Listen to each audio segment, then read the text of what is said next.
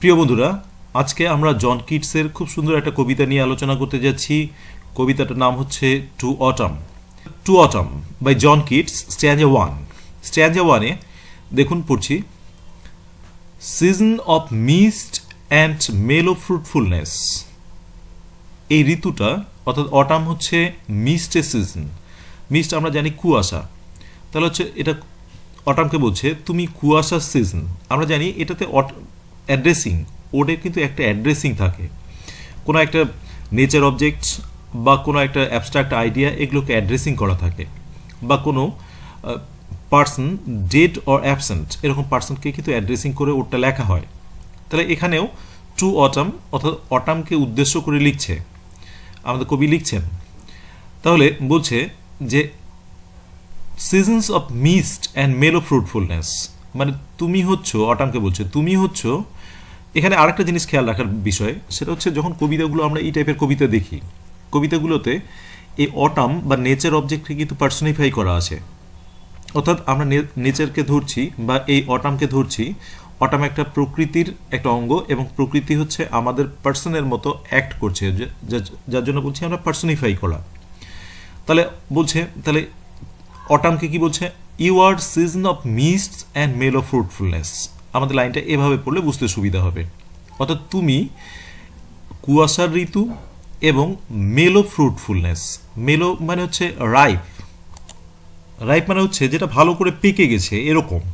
তাহলে সেটা হচ্ছে যেটাকে আমরা ভালো বাংলাতে বলি পরিপক্ক। তাহলে অটামকে বলছে তুমি হচ্ছ কুয়াশার ঋতু এবং পরিপক্ক ফলগুলোর ঋতু। ফ্রুটফুলনেস এটা কিন্তু নাউন করা আছে, দেখুন ফ্রুটফুলনেসটাকে। তাহলে হচ্ছে পরিপক্ক ফলগুলোর ঋতু তুমি। আর কি বলছে, ক্লোজ বোজম ফ্রেন্ড অফ দ্য ম্যাচিউরিং সান। তুমি ম্যাচিউরিং সানের ক্লোজ বোজম ফ্রেন্ড।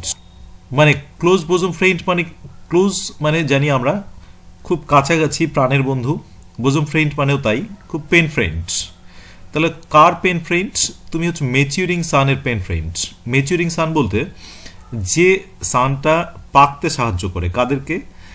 আমাদের এই ফ্রুটগুলোকে, যে ফ্রুটের কথা একটু আগেই আমরা বলছি মেলো ফ্রুটফুলনেস, সেই ফলগুলোকে পাকতে সাহায্য করে যে সানটা, সেই সানের তুমি ক্লোজ বোজম ফ্রেন্ড।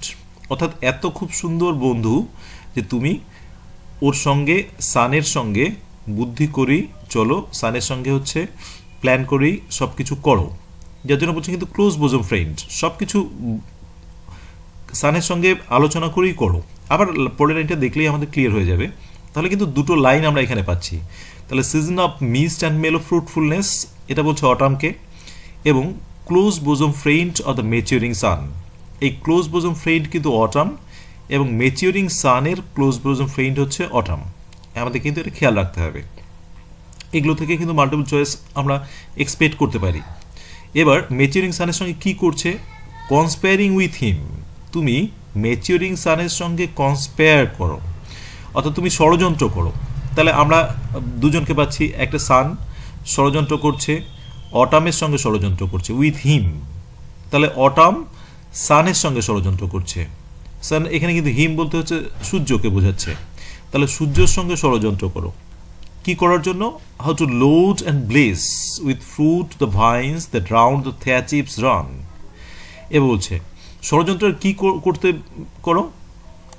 ষড়যন্ত্রটা করো হচ্ছে হাউ টু লোড, কি করে ভরিয়ে তুলতে হয়, অ্যান্ড ব্লেস এবং আশীর্বাদ স্বরূপ আমরা ব্লেসিং জানি, ব্লেসিং শব্দটা, অর্থাৎ কি করে অনেক ফল দিয়ে ভরিয়ে দিতে হয়, এভাবে আমরা এটাকে বাংলায় বলতে পারি।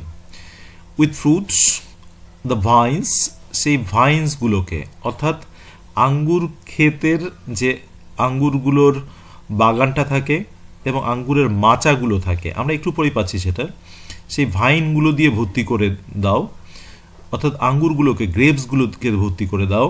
দ্যাট রাউন্ড দ্য থ্যাচ ইভস রান, যেটা থ্যাচ ইভসের মধ্যে দিয়ে যায়। কোনগুলোর? দ্যাট বলতে কারা? ভাইন্সকে বোঝাচ্ছে। তাহলে সেই ভাইন্সগুলো কোথা দিয়ে যায়? থ্যাচ ইভস। থ্যাচ আমরা জানি খড় বা এই টাইপের যে মাচাগুলো বানানো হয় সেটাকে ইভস বলে। অর্থাৎ খড় বা ছোট ছোট বাঁশের জিনিস দিয়ে যে মাচাগুলো বানানো হয়, যেটার মধ্যে আঙ্গুর জাতীয় যে লতানো ফলগুলো গাছ থাকে, সেই লতানো ফলগুলোর গাছের ইভসটাকে, অর্থাৎ সে মাচাটাকে কিন্তু থ্যাচ ইভস বলছে। তাহলে থ্যাচ ইভসের মধ্যে দিয়ে কোনগুলো যায়? সেই ভাইনগুলো যায়। এবং থ্যাচ ইভস কোন জায়গাটাকে বলা যাবে? থ্যাচ ইভস মাচার যে প্রান্তভাগগুলো থাকবে সেই মাচার প্রান্তভাগগুলোকে কিন্তু থ্যাচ ইভস বলছে। অর্থাৎ মাচাটা যদি চার ধারে থাকে সেই চার ধারের কোনা কোনাগুলোকে আমরা ইভস বলবো। তাহলে সেই ভাইনগুলো এত পরিমাণে হয়েছে যে ভাইনগুলো সেই মাচাটার চারপাশ দিক দিয়ে ঝুলেও পড়েছে। এবং সেটাতে কে কনস্পায়ার করেছে? আমাদের অটাম কনস্পায়ার করেছে। কার সাথে? সানের সঙ্গে কনস্পায়ার করে ভরিয়ে তুলেছে সেই থ্যাচ ইভসগুলোকে, এবং গ্রেপস দিয়ে চারপাশটা ভরে গিয়েছে, এবং it's one kind of blessing হয়ে গেছে সেই ফ্রুট দিয়ে। ঠিক আছে, একদম ভরিয়ে দিয়ে। Like, comment, and subscribe.